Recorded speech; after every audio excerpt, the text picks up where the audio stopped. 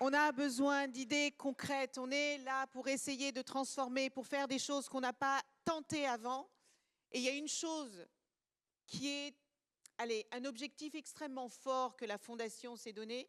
L'année dernière, lors de nos assises, on avait à peu près 15% d'hommes dans la pièce. Et on s'était donné comme objectif ambitieux, compte tenu du contexte et du sujet, d'avoir au moins 30% d'hommes qui s'intéressent à ce sujet, parce qu'aujourd'hui, ce sont encore les hommes qui majoritairement décident, dirigent et prennent donc les initiatives qui peuvent faire changer les choses. Et c'est pour ça que nous avons décidé d'avoir une table ronde sur le sujet des hommes, ces hommes qui sont des alliés indispensables pour faire avancer ce sujet. Hier soir, la personne qui va animer cette table ronde a organisé une soirée fantastique. Je crois qu'il y avait au moins 40% d'hommes, si je ne suis pas normande dans ce chiffre, au moins 40% d'hommes qui sont venus pour dire « on est là, on a envie de faire bouger les lignes ». Mesdames et messieurs, vous allez voir, la table ronde qui va venir est juste géniale, ne serait-ce que parce qu'il y a des hommes géniaux dedans. Madame Maëlys Staub va animer cette table ronde. Maëlys, est-ce que c'est nécessaire de dire que tu es présidente de ta propre entreprise? Est-ce que c'est nécessaire de dire que tu es chez Numéum la femme qui porte le sujet des femmes? Est-ce que c'est nécessaire de dire que tu es l'une des femmes les plus dans la sororité que je connaisse? Maëlys? Merci. Merci Elisabeth. Si vous l'aviez vu, qui était là hier soir? On était une bonne soixantaine. Et franchement, on s'est bien amusé parce que Elisabeth a joué un rôle qu'elle ne tient jamais. C'est celui d'une personne en gender fatigue. Et c'était vraiment excellent. Alors, nous allons accueillir 3 hommes qui ont quelque chose en commun. Adrien Chaltiel, Anthony Babkin et Nicolas Glady. Alors, est-ce que vous connaissez leurs points communs? Je vais vous le dire tout de suite. Le point commun, c'est sexy. 3 hommes super sexy ici. Pourquoi ils sont sexy? Parce qu'ils sont féministes. Alors, j'aimerais que ce message passe auprès de tous ces messieurs qui sont dans la tech. Être féministe, il n'y a rien de plus sexy. Alors, combien d'hommes dans la salle, s'il vous plaît, messieurs, levez-vous, parce que l'année dernière, effectivement, vous n'étiez que 15. Et est-ce que quelqu'un peut compter? Vous sortez de cette salle.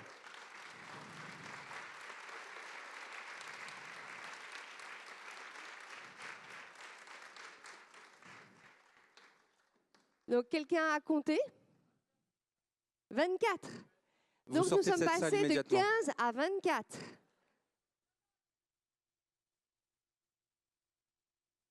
Donc, l'année dernière, 5%, vous vous rappelez? Cette année, 10%. Donc là, on comprend qu'il s'agit d'un angle mort. Les hommes composent les 2/3 des effectifs de nos entreprises dans nos filières du numérique. Si seul 1/3 s'empare de ce sujet, c'est-à-dire vous ici dans la salle et des milliers d'autres, des milliers et des milliers d'autres qui sont des femmes, si seul 1/3 s'empare du sujet, c'est mécanique, je pense qu'on va pouvoir faire une formule mathématique, c'est mécanique, on va prendre 3 fois plus de temps pour résoudre ce problème. Donc, il est temps de nous aussi faire preuve d'inclusion pour vraiment attirer les hommes sur ce sujet de la féminisation. Alors, on va rentrer tout de suite dans le vif du sujet. On va avoir 3 questions. Il faut qu'on tienne 20 minutes max. 3 questions. La première, en même temps que vous allez vous présenter chacun, vous allez expliquer ce qui a fait votre cheminement d'homme féministe. Ça, c'est la première question. La deuxième question, il va falloir être très, très concret parce que les 30 hommes de la salle vont repartir avec des bonnes pratiques, des choses ultra importantes et intéressantes à faire dans leur propre organisme. Et troisièmement, et c'est là aussi où on va pouvoir un petit peu insister, c'est quels sont les bénéfices dans une entreprise, dans un organisme, dans une école. Qu'est-ce qui se passe une fois qu'on a mis en place une démarche pour de la féminisation et de la mixité? Donc, on va commencer par toi, Nicolas, et tu te présentes et explique-nous ce qui a fait ton cheminement d'homme blond, blanc, super sexy, pour être féministe aujourd'hui. Écoute, merci beaucoup Maëlys pour tous ces mots. Tout d'abord, j'aimerais, parce que je pense que c'est toujours important de mettre en valeur les rôles modèles féminins, saluer ce qu'a dit Nathalie Collin. Je trouve que enfin, je suis 100% aligné avec tout ce qu'elle a dit, donc bravo à elle et merci beaucoup. Donc, donc moi aujourd'hui, je suis président de l'association Talents du numérique, directeur général du pôle Léonard de Vinci et président de la commission formation et carrière de la conférence des grandes écoles. Donc je m'intéresse au parcours de tous nos diplômés, en particulier des talents du numérique et d'une manière générale de l'excellence en termes d'enseignement et de recherche dans le numérique. Alors je veux dire, je suis étonné par cette présentation, pas seulement parce que j'ai appris aujourd'hui que j'étais sexy, je le dirai à mon épouse, ça lui fera très plaisir, mais parce que je ne sais pas si je suis féministe en fait. Ce qu'il y a, c'est que moi j'ai toujours... Enfin, dans le milieu académique, si on veut avoir des nouvelles idées, si on veut se renouveler dans les équipes de direction, si on veut être résilient face aux crises, si on veut avoir des idées diverses, de la créativité, la diversité, c'est super important. Donc moi, en fait, mon vrai combat, c'est celui d'avoir des profils, des expériences, des parcours divers au sein des équipes dirigeantes et de recherche, d'enseignement, parce que je pense que c'est ça qui fait la force de nos établissements et d'une manière générale de notre recherche, de notre enseignement. Ce qu'il y a, c'est que je suis aussi, comme vous l'avez entendu, dans un secteur, le numérique, qui est particulièrement touché par une absence de diversité sur une catégorie de la population qui fait 50% de la population, qui sont les femmes. C'est un drame, il n'y a pas d'autre mot.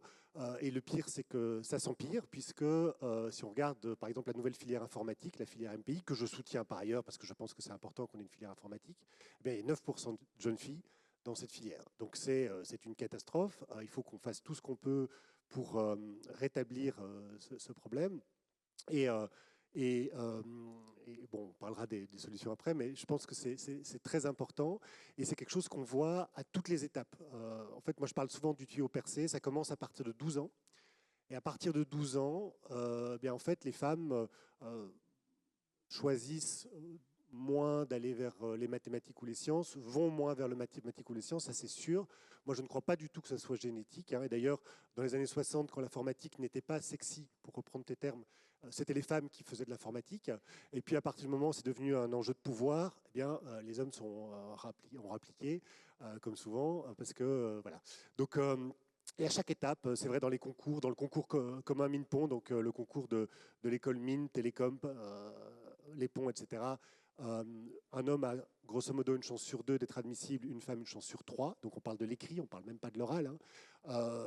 Je fais l'enquête insertion de la conférence des grandes écoles chaque année. Et chaque année, les salaires à la sortie, et alors attention, à niveau d'études égales, à école égale, à secteur égal, parce qu'en fait, chaque fois, on va vous dire oui, mais c'est parce que les femmes vont vers le care et les hommes vont vers la finance. Non, non, on va contrôler par secteur et on voit que dans la finance et dans le care, les hommes sont mieux payés que les femmes à tout niveau confondu, et puis ça continue, hein, et dans les COMEX, etc. Enfin, on a vu les images qu'on a vues. Donc, c'est un drame pour lequel je pense qu'il faut absolument se battre. Donc, voilà d'où vient ma conviction. Merci, Adrien. Pardon, Nicolas. Adrien, justement, pardon, je vais aller vite. Présente-toi, et est-ce que toi, alors, tu es féministe ou pas, finalement ? Alors écoute, moi je me définis plutôt comme militant pro-féministe et allié à l'égalité dans l'écosystème entrepreneurial en France. Je ne sais pas si ça me rend plus sexy, peut-être auprès de ma femme, et j'en serais très heureux, mais plutôt, déjà, ça me rend plus heureux dans plein d'aspects. Je pense qu'on en parlera aussi sur qu'est-ce qu'on a à y gagner. Et d'ailleurs, il y a beaucoup d'ouvrages sur ce sujet de comment se positionner, et je pense qu'on va pas mal en parler aujourd'hui, mais je repense aussi qu'il y a quand même beaucoup d'hommes qui ne se positionnent pas forcément correctement sur ces sujets-là, en faux amis, en poseurs, ou en profitant un petit peu de cet écosystème qu'on voit pousser, que ça devient un peu à la mode. Mais bravo d'être là, messieurs, parce que c'est un premier pas et il y a plein de pas à utiliser. Pour ma part, en fait, j'ai eu un parcours entrepreneurial. Je suis entrepreneur depuis 17 ans dans notre fabuleux écosystème startup, qui était censé casser les codes, disrupter et apporter des choses nouvelles. Eh bien, écoutez, pour les femmes, ça n'a pas apporté grand-chose de nouveau, voire même ça a creusé des écarts, notamment dans l'accès au financement. et dans l'accès aux métiers du numérique qui reste très très peu, d'où le sujet de cette conférence d'aujourd'hui dont j'ai l'honneur de participer. J'ai eu plusieurs phases. J'ai eu une phase de réalisation de cet écart. Quand j'ai vu en 2016 une une de Capital qui présentait l'avenir de l'écosystème tech français avec 17 entrepreneurs hommes blancs déguisés en petit Xavier Niel qui étaient censés représenter vraiment le futur de notre écosystème. Et j'ai commencé à m'intéresser à ces sujets grâce à des femmes entrepreneurs incroyables comme Tatiana Jama, Céline Lazorte ou Valentine de Lastérie qui ont cofondé une initiative qui s'appelle Sista, dans laquelle j'ai activement participé parce que je trouvais que c'était anormal. Rien ne s'est arrangé Sista quand... a vraiment fait bouger les lignes et continue à faire bouger les lignes. Donc merci de Exactement. saluer leur travail. Oui, tout à fait, avec leur slogan qui était « Compter les femmes pour que les femmes comptent ». Et c'est typiquement ce qui manquait à l'époque, puisqu'on sentait une sorte de malaise. Et aujourd'hui, on commence à avoir beaucoup plus d'études chiffrées que la Fondation Femmes Numériques aussi délivre, ou qu'un certain nombre d'outils nous permettent de positionner de quoi on parle, parce que sinon, on ne sait pas comment se positionner. Et donc, à partir de ce moment-là, j'ai commencé à m'engager sur le sujet. Le fait d'avoir eu 3 filles n'a rien arrangé. Et puis, ma situation de traître à la patrie homme blanc confortable s'est aggravée puisque ma femme fait partie de la Fondation des femmes, fait partie du COMEX de la Fondation des femmes. Donc, j'ai des interros tous les dimanches soirs, des ouvrages féministes sur ma table de nuit à ne plus finir. Donc après, moi, j'ai pris le pas d'aller plus loin dans ces sujets et notamment de lier les sujets dont on parle aux autres sujets sociétaux qui sont très graves et importants dans notre société. Les violences subies par les femmes, les violences aussi subies par un certain nombre de personnes sous-représentées dans notre écosystème. Et donc la liaison entre les inégalités dans l'entreprise, l'accès aux filières du numérique, l'accès à l'entrepreneuriat et les sujets sociétaux systémiques que nous avons et que nous rencontrons font que ça a mis beaucoup plus de sens à mon engagement. Aujourd'hui, j'ai la chance de pouvoir... moi, je fais que répéter ce que disent des associations féministes ou des scientifiques et des personnes qui travaillent sur ce sujet, mais j'ai la chance de pouvoir être assez visible pour essayer d'engager un maximum d'hommes dans un écosystème plus égalitaire, en montrant comment ça peut bénéficier, comment chacun en bénéficie, comment on peut trouver des avantages considérables. Et puis, c'est aussi, pour ce genre d'événement, une sorte de séance de psychothérapie pour moi, parce que c'est vrai que depuis janvier, c'est compliqué un peu pour tout le monde.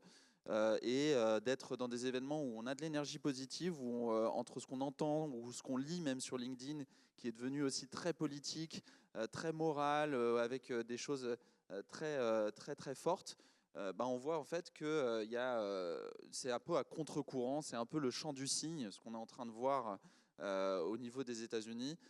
C'est très positif de voir qu'en fait la demande de lieux de travail inclusifs et divers ne va pas du tout s'arrêter en janvier 2025, au contraire, ça va renforcer. Et puis c'est le constat que en fait, vous, dans la salle, vous faites peur à ces géants de la tech qu'on a vus grâce à Madame la Ministre, qui se positionnent vraiment comme des personnes qui ont un dernier relent masculiniste très fort. Bien, nous, on a plein d'avantages à montrer sur le fait que la diversité est un enjeu économique et stratégique et pas que politique et moral. Merci vraiment beaucoup, Adrien. Alors, Anthony, toi aussi, tu es un homme. Et toi aussi, tu fais vraiment bouger les lignes. Je crois qu'on admire tous ce que tu fais ici pour la diversité. Mais représente-toi quand même et raconte-nous aussi ton parcours de féministe ou pas? Ça met vachement de pression après les deux, non? Ils sont vachement bien... Vous les avez bien cadrés, moi, je trouve. En fait, il faudrait que vous soyez plus dans les conférences de ce type. Comme ça, il y a beaucoup de mecs qui vont se bouger les fesses, je pense. Ça va leur mettre une pression folle. Non, bonjour à toutes et à tous. Et aux quelques mecs présents, je suis évidemment déçu à chaque fois que je me dis qu'on parle de ces sujets, qu'il y a aussi peu d'hommes, parce que je considère que ça bougera à partir du moment où ça concerne tout le monde. Et je prends beaucoup la parole sur ces sujets-là, dont les violences conjugales, les sexistes, etc. En fait, je suis toujours étonné par le peu d'hommes que ça embarque. Voilà. Donc, c'est déjà le premier point, sans mettre une espèce de sentiment d'aplomb dès le départ. Non, mais moi, je pense être un allié assez naturel parce que c'est des femmes qui m'ont élevé et qui m'ont aussi encouragé sur les études supérieures, dans mon parcours, ma maman, ma grand-mère, etc. Et par ailleurs, je pense que tout ce que j'ai co-créé, je l'ai créé avec des femmes. Donc en fait, voilà, je suis un allié naturel parce que je suis homo, donc il y a déjà peut-être ce lien. Moi, je dis souvent, on est le meilleur ami de la femme. Pour les hommes, ils ont leur chien. Voilà. Et donc, ouais, je l'ai placé la dernière fois, elle est bien passée, donc je l'ai replacé ici. Mais du coup, ouais, je pense que je m'inscris en allié naturel et féministe, oui, avec mon copain, dès qu'on voit des trucs passer sur les réseaux, quoi que ce soit, qui viennent chercher la place des femmes, ça nous interroge aussi sur la place. Je vais parler du mot minorité, je sais qu'en ce moment c'est un gros mot parce qu'on essaye de gommer les mots inclusion, diversité, etc. Je dis souvent on va gommer pour moi les mots, mais on ne va pas gommer les actions et les idées. En tout cas, moi je vais me battre pour que tout ça reste. Et aujourd'hui, oui, ça m'interroge énormément. Il y a 2 chiffres que j'avais envie de partager avec vous. C'est qu'après 35 ans, c'est un chiffre encore une fois de Sista et BCG, qui dit qu'après 35 ans, une femme sur 2 a envie de quitter le monde de la tech. Le plafond de verre, qui est surtout lié au niveau de salaire, donc on reste sur quelque chose de très rationnel. Et la deuxième chose qui aussi m'interroge, c'est qu'au bout de 8 ans de carrière, la majorité des femmes quittent ce secteur de crainte de ne pas évoluer dans des sphères plus de management et stratégique. Donc c'est là où moi j'interviens avec ma petite asso. J'ai cofondé une asso qui s'appelle Diversity Days il y a 8 ans. Et avant de créer cette asso avec Mounira, donc Mounira Hamdi, la cofondatrice, en 2013, j'ai l'impression d'être un dinosaure quand je dis ça, mais en 2013, on était déjà à s'interroger sur la place des femmes dans la tech. Et en fait, on s'est vite aperçu que ce n'était pas que la place des femmes. C'était la place des femmes en situation de handicap, des femmes seniors, des femmes des quartiers, des femmes des zones rurales, des femmes peu ou pas diplômées, des femmes éloignées de l'emploi, des femmes au RSA, des femmes qui cumulent tout ce que je viens d'évoquer là. Et donc aujourd'hui, c'est vrai que mon combat, il est évidemment celui de la place des femmes. Diversity Days, on a 65% de nos bénéficiaires qui sont des femmes, mais aussi on a 65% d'entre elles qui sont discriminées pour bien d'autres raisons. Donc la maternité, un handicap visible ou invisible. C'est une femme sur 10 aujourd'hui qui a une endométriose, une maladie qui est encore difficilement reconnue comme un handicap parce que c'est un handicap invisible comme la plupart. Donc voilà, moi ça m'interroge sur... L'endométriose, quel scandale sanitaire. Complètement. Et on voit qu'il y a 1 ou 2 villes qui ont fait l'effort de considérer cela. Donc voilà, si on ne considère pas les singularités aussi dans les parcours des femmes, leur vulnérabilité aussi, parce que parfois, comme je disais, quand on habite, et je vais revenir sur le rôle de l'association, celle de... En fait, on est des dizaines d'assauts, il y en a plein que je vous invite à découvrir dans les couloirs aussi de cet événement. Merci Elisabeth et la Fondation de les mettre en visibilité. On a tous un point commun avec toutes ces assos, c'est remettre en confiance. On peut dire ce qu'on veut, on a un programme qui dure 2 semaines, 3 mois, 4 ans.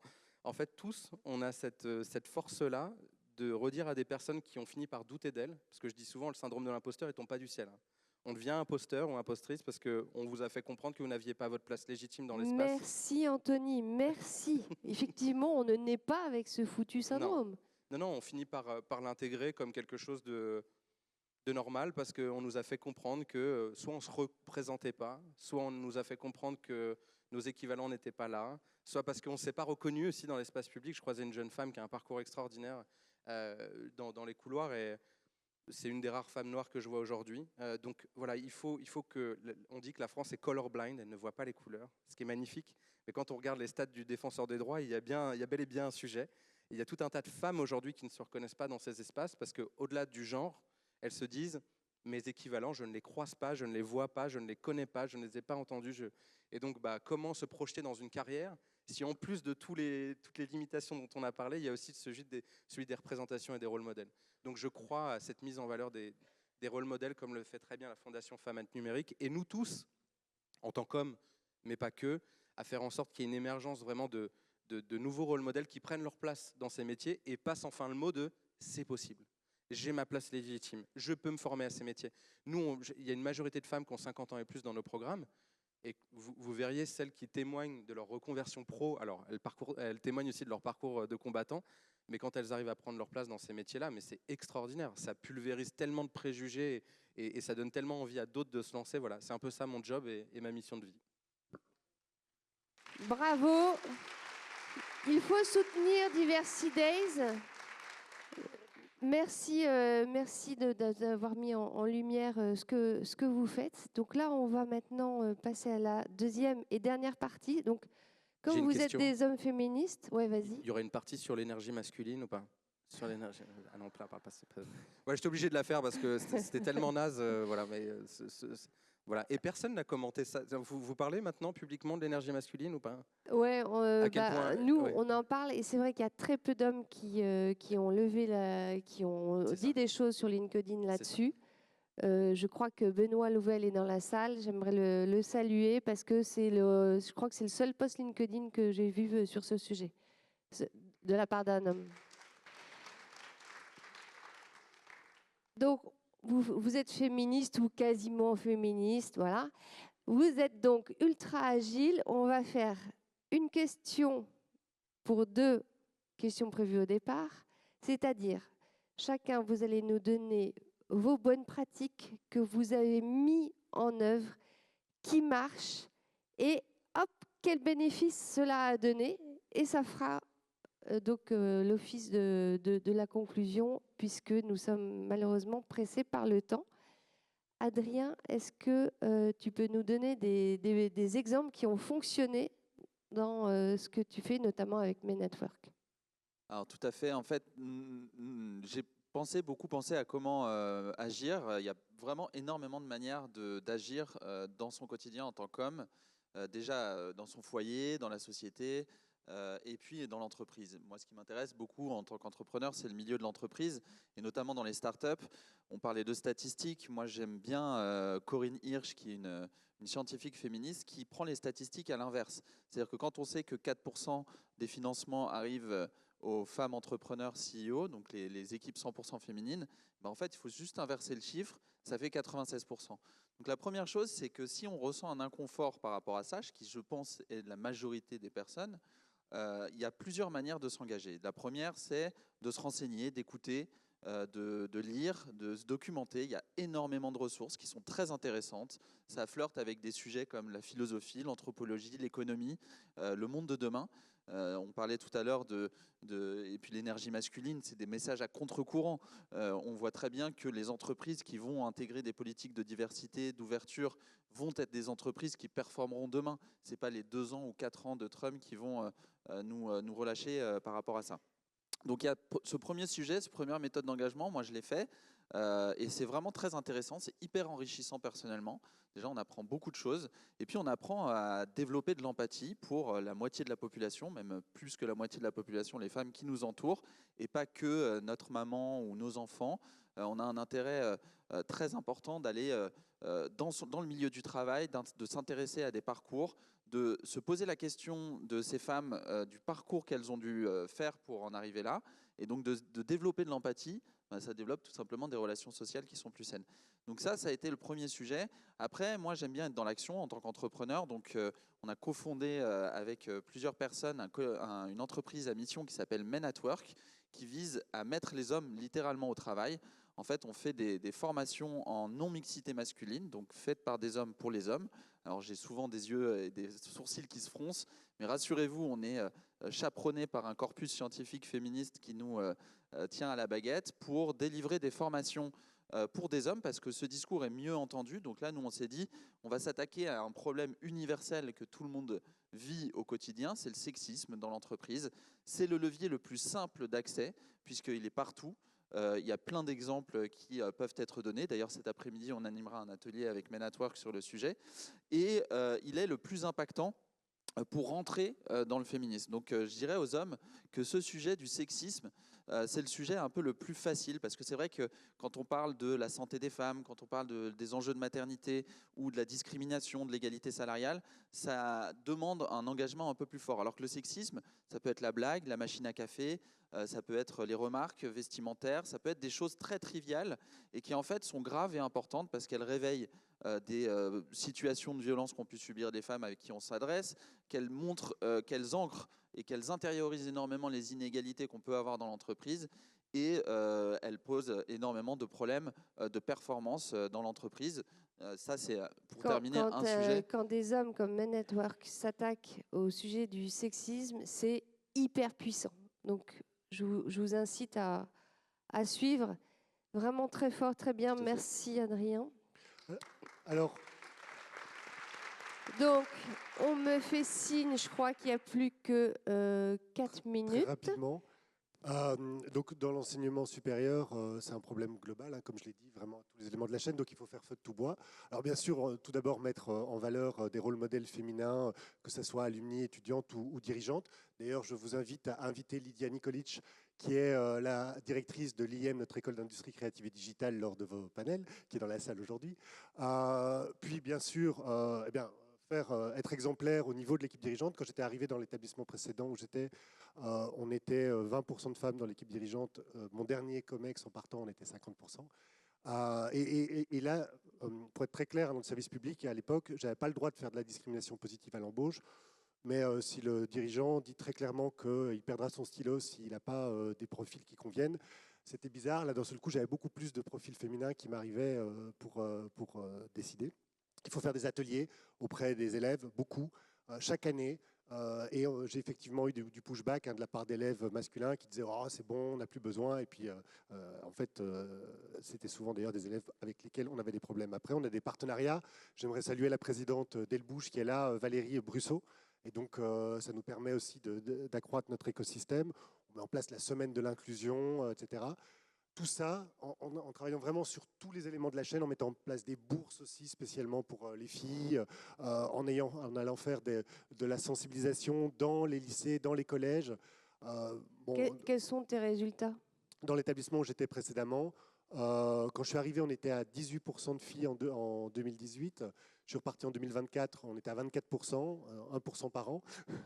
et je pense que voilà, il faut vraiment, à tous les niveaux de la chaîne, travailler comme ça. Merci beaucoup. Suivez Nicolas Glady, qui est notamment président de Talents du numérique. Et Talents du numérique, pour rappel, et avec le SIGREF et Numéum, un des cofondateurs de Femmes Numérique. Si je peux juste rajouter une chose que je n'ai pas faite, mais que je pense dans laquelle on devrait vraiment rentrer, c'est à minima l'absence de discrimination négative. Parce que ceux qui se battent contre la discrimination positive aujourd'hui ont l'air d'oublier qu'aujourd'hui, il y a une discrimination négative envers les femmes. Et donc moi, je me bats à minima pour l'équité de trajectoire. C'est-à-dire que s'il y a un certain pourcentage de femmes en entrée dans une sélection, il doit y avoir le même pourcentage de femmes en sortie. Ça n'est pas de la discrimination positive, c'est de le rétablissement de la discrimination. Mais aujourd'hui, on n'en est pas là en France.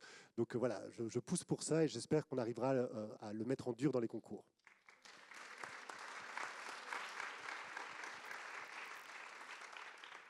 Je vois qu'il reste plus de 0 minute, donc c'est incroyable, je vais avoir beaucoup de temps pour conclure. Non, j'aimerais vous faire passer plein de messages de fond, déjà vous remercier. Je sais à quel point, pour plein d'entre vous, vous êtes déjà mentors, actifs dans des assos. Et pour nous, assos d'égalité des chances, déjà c'est un honneur et un plaisir. Et surtout, moi je crois que chaque rencontre, et c'est aussi les convictions d'Elisabeth qui co-préside cette fondation, il y a cette logique de je vais rencontrer quelqu'un qui peut transformer mon parcours, peut-être avec 1 heure, 2 heures par-ci par-là, la force du mentorat, la force d'une rencontre qui inspire et qui change le champ des possibles. J'ai eu cette chance-là, un prof de droit, j'étais en IUT, j'ai fait 3 années au lieu de 2, donc je vous laisse imaginer comme j'ai kiffé cette IUT, où c'est les profs qui voulaient que je reste plus longtemps. Mais voilà, en tant que bon élève, je suis resté 1 année de plus. Et en fait, je pense que ce prof-là, il m'a dit, mais Anto, Anthony, il y a une école de commerce à côté de chez vous, à Évry, elle est gratuite. C'est une des meilleures écoles de France, pourquoi vous essayez pas? Et j'avais tellement le poids de mes parents ne peuvent pas me payer une école de commerce, et puis de toute façon, une école de commerce, c'est Paris, et puis de toute façon, Paris, j'ai pas envie, flemme, le RERD, enfin, je vous laisse imaginer tous les motivations qu'il y a derrière ce RERD. Le système D, 91, c'est nous qui avons créé, RERD. Je vous dis, parce que si vous sentez une détermination, c'est que tout vient de là. Et en fait, juste, voilà, il y a plein de barrières limitantes, et quand vous faites la rencontre qui change tout, et qui vous dit, mais essaye, juste essaye. Le mentorat, c'est clé, on le dit souvent, mais je pense qu'il faut le marteler. Et donc je veux notamment pour éviter ce fameux tuyau percé. Exactement. Et 45% de femmes qui quittent les métiers de la tech au bout de 8 ans.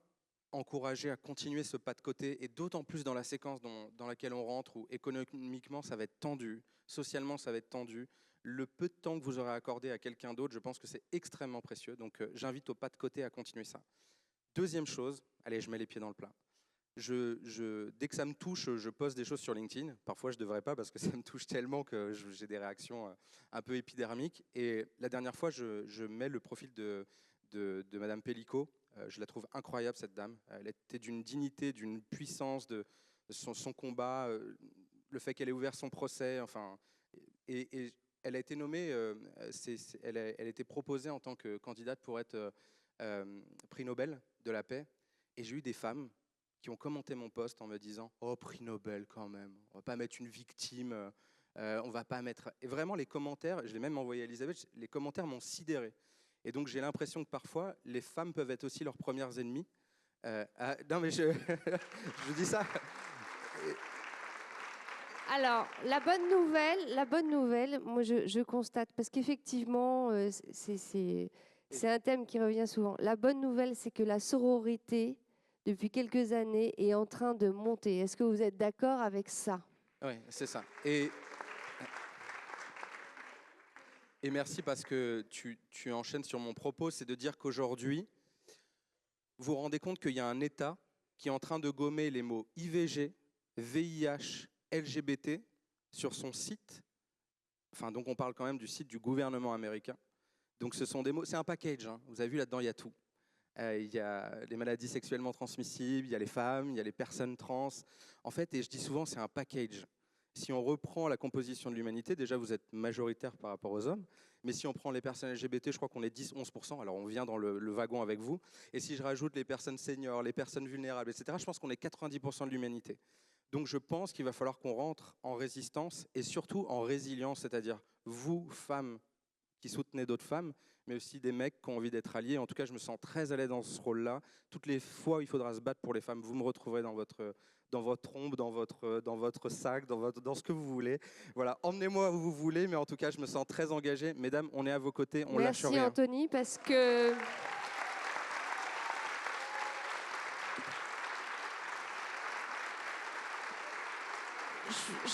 Je me permets juste de dire que le combat que mène Anthony me touche personnellement encore plus, puisque sur 4 enfants, j'ai la fierté d'avoir 3 enfants LGBTQ+.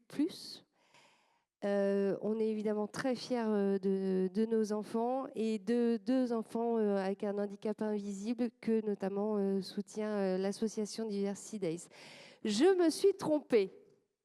Ces 3 hommes ne sont pas seulement sexy. Je pense que toutes, vous êtes comme moi, vous avez envie de venir sur l'estrade pour les embrasser. Ces 3 hommes et vous tous, messieurs, qui êtes dans la salle, sachez que, en plus d'être sexy, vous avez un sex appeal. Donc, faites passer le mot, franchement. C'est beaucoup, faites non? passer le mot. Voilà, merci messieurs, bravo.